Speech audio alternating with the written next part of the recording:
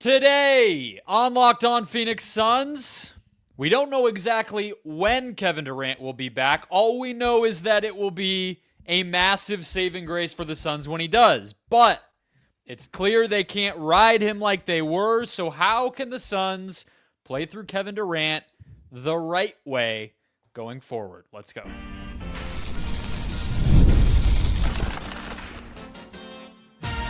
You are Locked On Suns, your daily Phoenix Suns podcast, part of the Locked On Podcast Network, your team every day. Welcome back in to Locked On Suns. I'm Brendon Kleen, a staff writer at Awful Announcing and a credentialed Suns media member. Thank you for making Locked On Suns your first listen to kick off your game day Wednesday. Don't forget Locked On Suns is free and available on all platforms, including YouTube. So click that follow or subscribe button and do what thousands of other Suns fans have already done. Become an everydayer and get locked on to the Phoenix Suns right here each and every day. Today's episode, guys, brought to you by Prize Picks. Download the Prize Picks app today. Use the code LOCKEDONNBA when you do to get $50 instantly when you play $5. You don't even need to win to receive the $50 bonus. It's guaranteed at Prize Picks. Run your game. Joining me, as always, from the wonderful West Valley, my fellow Suns credentialed media member. How are we feeling on this Wednesday, Ben Garcia?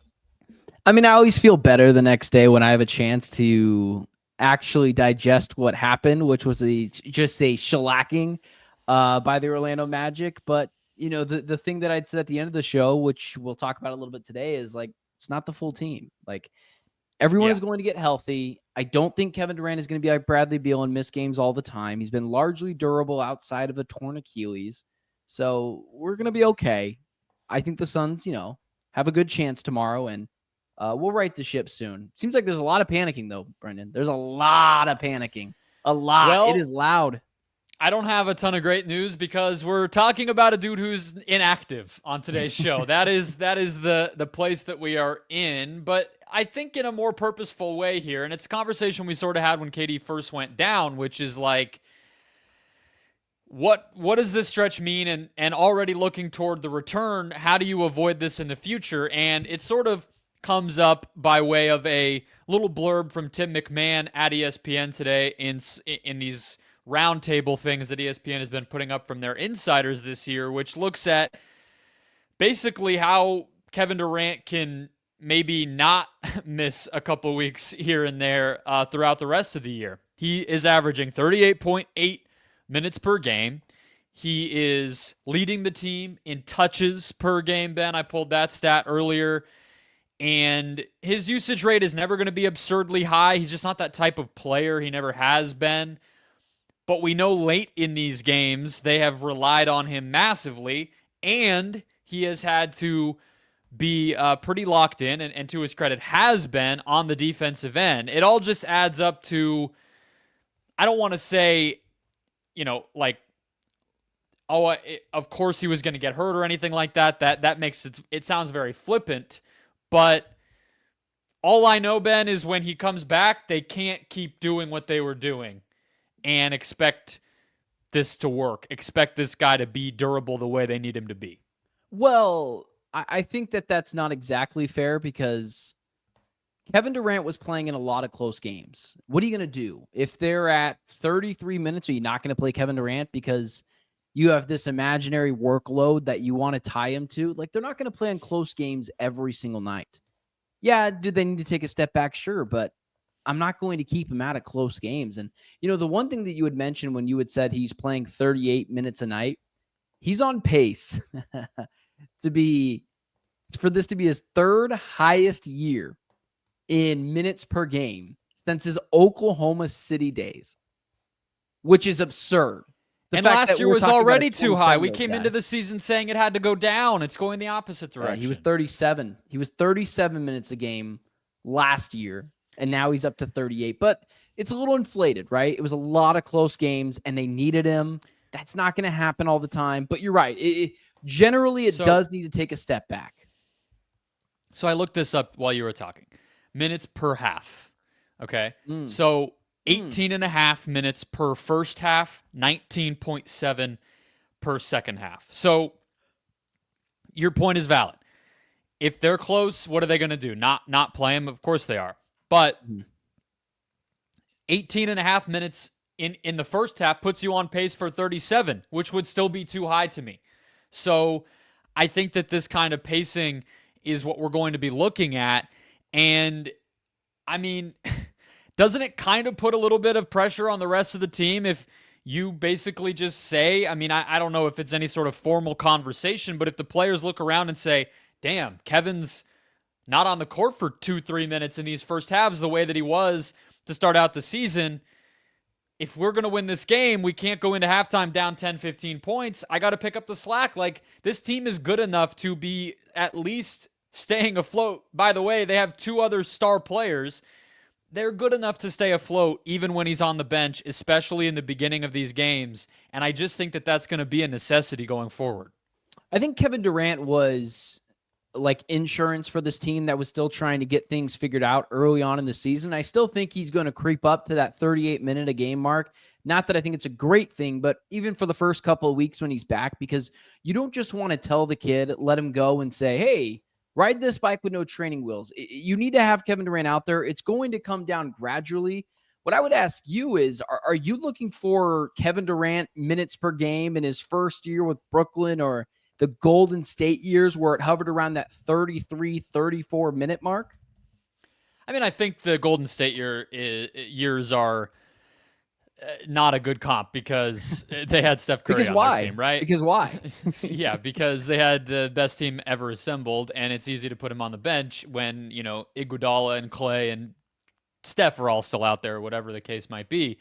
I don't know, right? Like, he is and I think that kind of takes us to the other part of this, right? First of all, though, when you say kid, you mean Ryan Dunn? Is that what you were alluding to? You said you don't want to say no training wheels for the kid. Oh, no, I was just saying it in just like, this team is young together. Like, together, Got it. The birth of this team is only 10 games. And with all these new guys, the rookies, Tyus Jones, Mason Plumlee, like, it just takes time. So I meant the team is young, not exactly the players. So the reason I ask is, one other part that I wanted to highlight is that Grayson Allen was missing time at the very beginning of the season and wasn't great when he did get back. And during this stretch without Durant, Allen has sort of reminded us, okay, yeah, Grayson's back. This is a guy that we remember. So they do have the depth to withstand it a little bit better, is my point.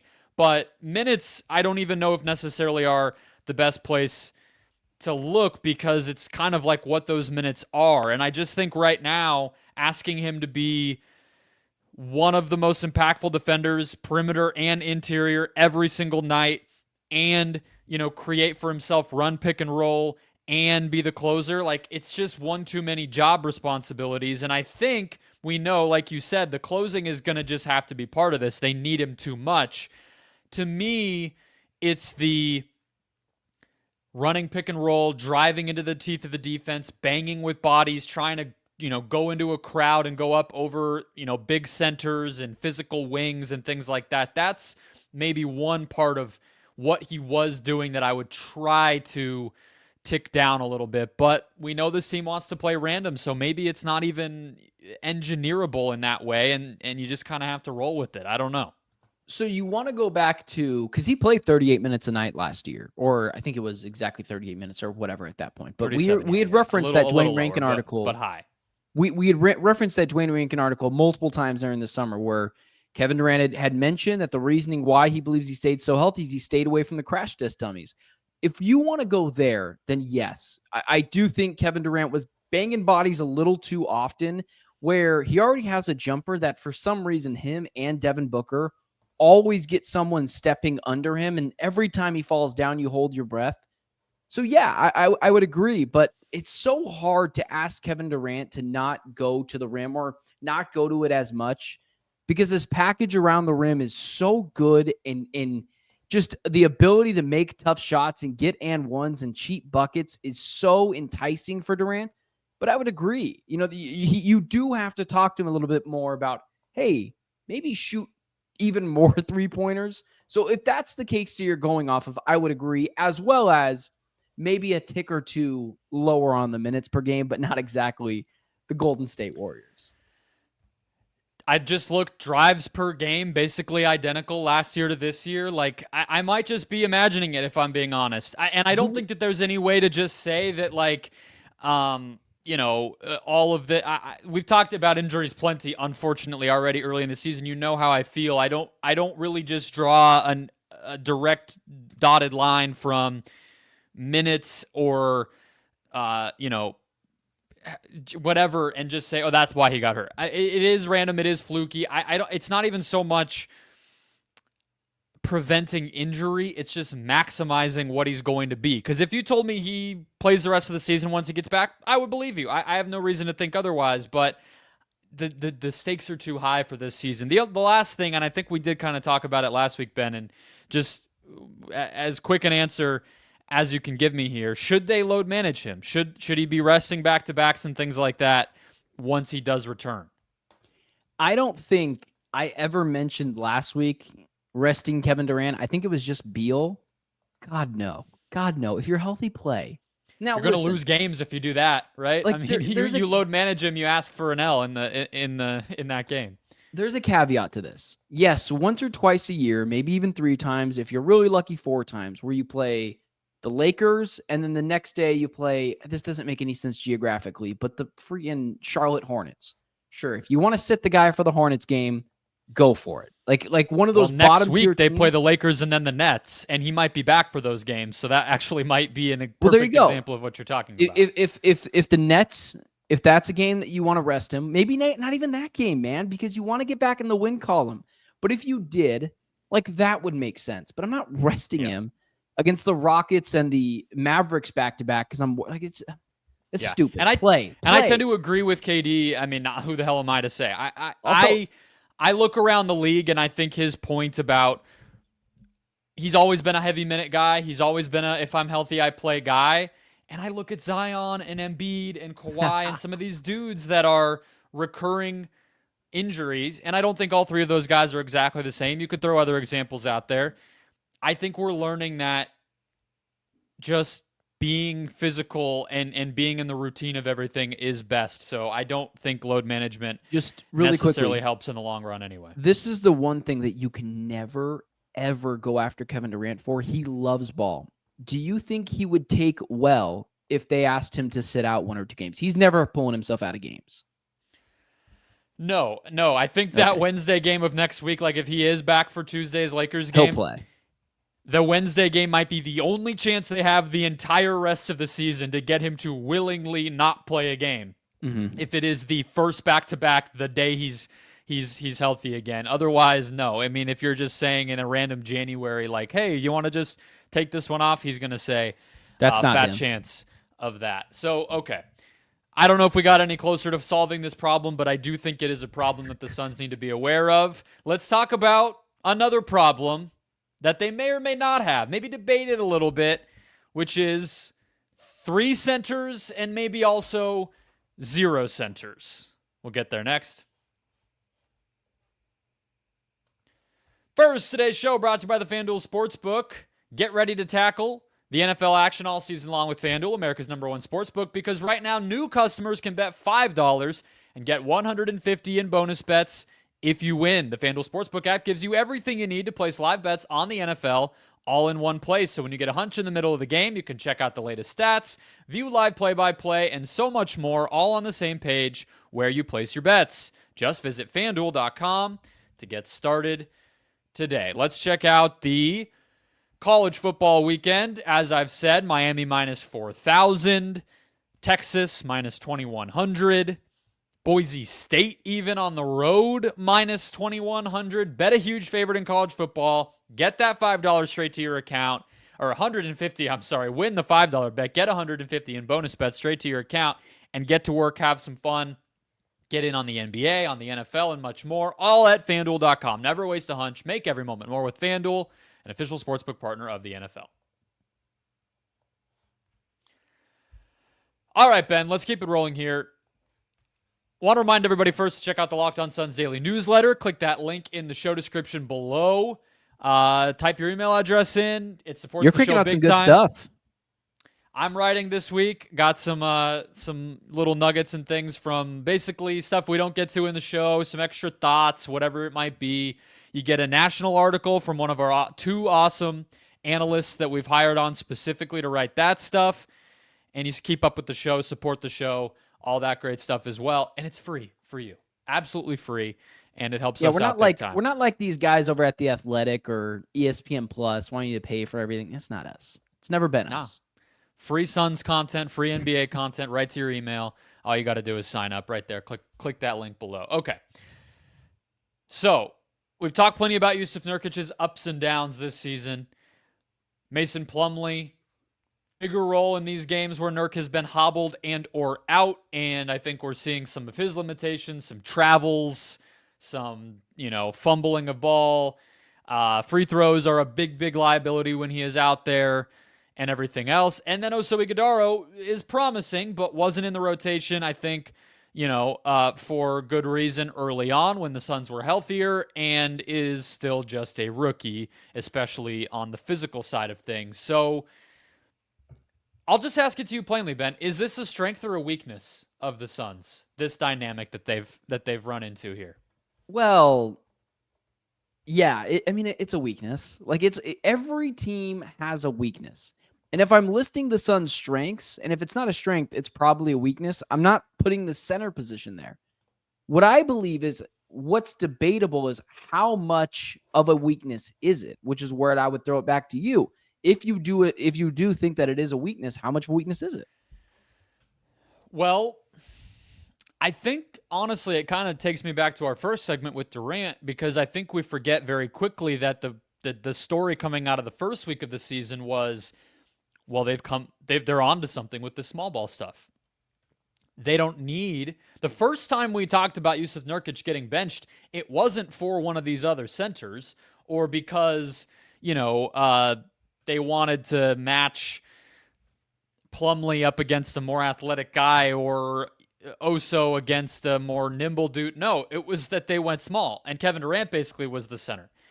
So the question I feel like the Suns front office, the coaching staff, whatever that is facing this team right now is, was that solution of playing small, playing spread, 5-out offense and, switchable, swarming defense and trying to just make do on the glass and everything else, is that a solution you can trust to where this weakness, which I agree it is just a weakness and not an emergency? Because that's the other category you could put it in, which is like, they absolutely have to solve this, otherwise they're toast. I'm not ready to say that because I think that we need to see more of that small ball and how real that was once Durant comes back. Yeah, you said exactly what I thought was true. And this is where, I don't know, Suns fans think a center's just going to fall out of the sky, or you're going to magically be able to trade Jusuf Nurkic for a God knows what guy, and then just throwing willy-nilly around picks in the future that are so valuable, and we don't even know what we have here. I'm of the belief, even still, I'm very confident in this, Brendon. And you and I disagreed on this, I guess, maybe a little bit over text a couple of days ago. Yes, I do think that it is a weakness of the Suns, but I don't think, even right now, I'm still as confident as ever, it is not going to hinder them from winning a championship. This team is not going to go, in my opinion, that role player Jusuf Nurkic, role player Mason Plumlee, and role player Oso Ighodaro are going to go. I think it's going to go through Mike Budenholzer, a little bit of Tyus Jones, and mostly the big three, Beal, Booker, and Durant. I just don't think it's that important. But when you're looking at every night, especially for a team that's injured, you're gonna look at them and think that they're a sore thumb on this Suns team. But I don't think they are. I guess I hear you in a vacuum, but these guys have to play. I mean, you can't just, it's like saying a left tackle doesn't matter in the NFL or something. It's like, well, they're still out there, even if you think they're good enough to survive or whatever. It's like all 9 guys have to hit in baseball. If they're up with the bases loaded in the bottom of the 9th, suddenly you don't think it doesn't matter anymore, right? So it's like, I just look around the NBA and I see that other teams can put lineups out there where all 5 guys are pluses on both ends of the floor. I think the Denver Nuggets with Christian Brown and KCP's place fit that. I think that the Thunder with, any number of dudes fit that. I feel like the Mavericks when PJ Washington is back healthy, Derek Lively's out there, and then Kyrie, Luka, and whatever the fifth dude is, if that's Klay Thompson or whatever. I think that is probably an example of that. I could go on. I need to see what that Suns 5-man unit is. I don't think it's with one of those three centers in it. Any of those three centers as the fifth guy for this Suns team in a big spot in the playoffs, I'm worried. Yeah, that's a good point. So can it be small ball? That's why I keep going back to that, because if you told me, well, the Suns' answer for that is actually to have, both Dunn and O'Neal on the court, or Allen and O'Neal and Durant, or whatever with Booker and Beal, I can start to believe you. But I have a hard time saying it doesn't matter, because they got to figure out what their answer is, and right now they don't have one because they have three and not one. Yeah, I thought you had a really good comp last night where you had mentioned when we were at the game. It's when you say you have two quarterbacks, but really you have no quarterbacks. Well, if you have three centers, you probably likely have no centers. I agree with you that I think this Suns' secret weapon is going to be in the playoffs, in crunch time, what I call is the death lineup. The Ryan Dunn, Royce O'Neal, and the three, and the big three. I think that is the Suns' secret weapon, and I think it will be unleashed at some point late in the season and in the playoffs. But and I know you're not doing this, but when you say the Mavericks can throw out five good players or the Nuggets or whatever, I don't think there's many teams that can do that. I think there's probably four that can do that, but that's never been the Suns' identity either. The Suns' identity is, sure, you might have, if I listed the top 7 players, 8 players in a playoff series, you might have the last 5. But the first 3 are going to be our 3 guys. And you got to beat your 5 guys with our 3 guys. And is that possible? Of course it is. But that's not their identity. It's not balance. I think it's star power, which you can argue if that wins. I don't think their identity is balance, but 5 people have to be on the court. Yeah. And teams are too good at picking at weaknesses. They're going to dare Nurkic to score the ball and gobble up the turnovers and miss bunnies when he tries to. They're going to attack Mason Plumlee in space as a defender, or, beat him on the glass or foul him and hack him and make him go to the free throw line. They're going to bully Oso Ighodaro and post him up with the Nikola Jokic, or, run a pick and roll and switch him out on a Luka Doncic or whatever it might be. I just look at the best teams in the league right now. They roll out. Some teams have more options than just one, but every great team right now has at least one unit that they know all 5 guys are pluses on both ends of the court. The Suns don't have that right now. That's the point that I'm making. But of course, their bread and butter is going to be the top 3, but the other 2 still matter for sure. All right, let's talk about if the 5 that they can manage to throw out there on Wednesday night against the Knicks can get the job done, please. Can the Suns beat the Knicks? How can the Suns beat the Knicks? Coming up next. First, today's show is brought to you by the Prize Picks app, the best place to play daily fantasy sports. Really the only place to play daily fantasy sports, because unlike those other guys who want to throw you in a pool or a league or some kind of janky, fully flawed, broken, you're bound to lose system, Prize Picks does the exact opposite. They let you test your wits in the sports world against their player projections. That's right. It is you versus the Prize Picks player projections. Just pick more or pick less on any player in any sport for any stat type. Devin Booker threes. Maybe you go less on Mikal Bridges threes if you've been looking at his game logs lately. Or you just like to see maybe Cat eat it after last year's playoffs, and you say less on points, and you believe maybe Oso holds him under his projection. Either way, do it at prizepicks.com. Download the app today. Use the code LOCKEDONNBA when you do to get $50 instantly after you play your first $5 lineup. That's code LOCKEDONNBA to get $50 instantly when you play your first $5 lineup. Prize Picks, run your game. All right, Ben, let's close it out. One more plug for that Locked On Suns daily newsletter. Click that link below, guys, or type in Locked On Daily in your browser. insert that email address and get great Suns content, NBA content, stay up to date with the show, and support the show right from there. How do the Suns beat the Knicks? What's the 30-second case for how this can happen, Ben? So I'm going to go off of last year because I know this Knicks team is different, but I still think their identity, which I think that they kind of obliterated a little bit, getting Karl-Anthony Towns. You just got to out-hustle them. This is not going to be a team that I think you're going to be able to get lazy rebounds. They fight for everything, whether it's Hart or Bridges or Brunson. This team is tough, man. They are tough as nails. And you got to play really sound, smart defense. You think Shai Gilgeous-Alexander and Joel Embiid is annoying. One of the most annoying foul baiters in the league is Jalen Brunson. He's going to try to get Devin Booker in foul trouble. He's going to try to get Tyus Jones in foul trouble. And if that happens without already Kevin Durant or Bradley Beal, it's going to be a really miserable night. So got to stay out of foul trouble is the biggest deal because Jalen Brunson will do that to you. And also, if you know who else he'll bait into fouls is Ryan Dunn, who is a little foul prone because he's a young guy and doesn't get calls and everything else. And he's not going to get those calls. I think he'll get that. He might get that matchup early, depending on how they do things, and I could see that getting a little ugly too. Are you interested to see how? I'm assuming Nurkic is going to play. I think it was just rest. Are you interested how Nurkic is going to go up against Cat again? Is Cat going to bully him? Yeah, so he's questionable with a left ankle sprain. I think you're right that they are just sort of managing this. We'll see. I don't think it's going to be 100% of Yusuf Nurkic, and I am a little interested to see him against Cat. Although last year, if you're referring to the playoffs, I mean, they didn't really match up because Cat was a 4 back then. Now he's a 5. Yeah. So that's kind of where my mind went here is attack him as a defensive player. That's obvious. That is, on number 1 on everybody's game plan. Now that he's back at that center spot, he's going to be in a drop defense, meaning that Tyus can get to that floater game.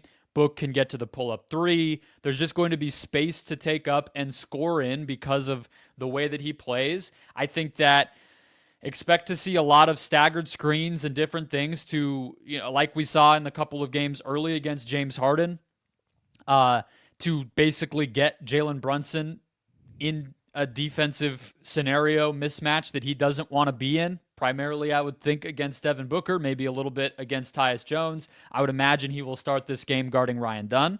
If Ryan Dunn starts, and you got to do your best to get him off of that easier assignment and make him actually play some defense and tire him out and maybe get him in foul trouble and that sort of thing. And then you got to win the bench minutes. This team has a dreadful, atrocious bench. It's playing Tyler Kolek, the guy that we all spent all of the summer talking about the Suns taking.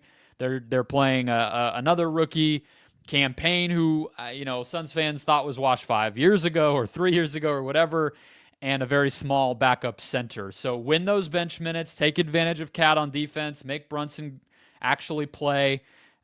I think this can be a high-scoring game that the Suns win, but probably the elephant in the room we just also have to say, Ben, is Book has to be what he was against Minnesota. He has to score 30+. He's going to get the Bridges treatment tomorrow. Him or OG, and neither one of them is exactly a relief. Forgot about OG. Another just lengthy wing that can shoot threes with a bad hamstring. Can I ask you this as we just go a little bit? It does relate. Some Suns fans maybe still have Kevin Durant remorse. I don't even want to dig into that. But oftentimes the argument is, man, I wish we had Mikal Bridges who plays every single day. Do you think most casual Suns fans know that I think the Knicks might want to do over on that trade? Like, Mikal has not been great for season and 14 games now. He wasn't bad last year at all, but he wasn't necessarily efficient, and he hadn't been the same three-point ball and defensive guy that he'd been in the past. You think Suns fans know that? I mean, yeah, probably. But think so? I think that the thing with it's like almost apples to oranges at this point, because now the Knicks have done a whole separate trade where they went way over the top with the assets that they gave up.